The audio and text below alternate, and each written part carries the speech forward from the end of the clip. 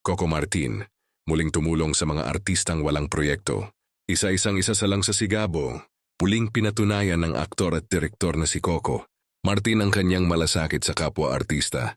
Patapos lumutang ang balita na bibigyan niya ng pagkakatanangkin mga artistang kasalukuyang walang proyekto sa kanyang bagong seryeng Sigabo, ayon sa mga ulat mula sa Showbiz Insiders.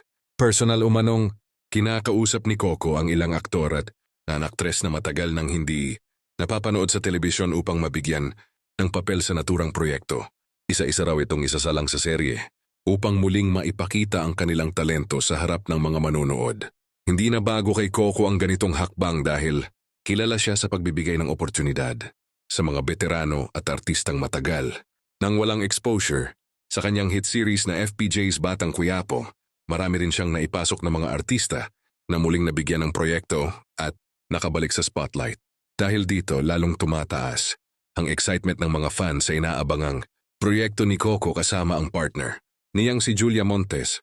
Bukod sa matinding aksyon at emosyonal na kwento, inaasahan din ng publiko na magiging malaking ensemble cast ang bubuo sa serye.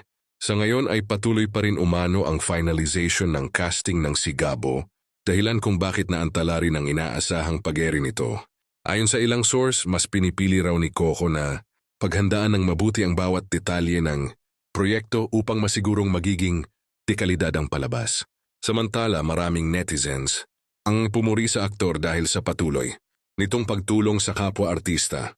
Para sa marami, hindi lamang bilang bida kundi bilang leader ng isang proyekto, patuloy na ginagamit ni Coco ang kanyang impluensya upang makapagbigay ng trabaho at bagong pag-asa sa ibang mga artista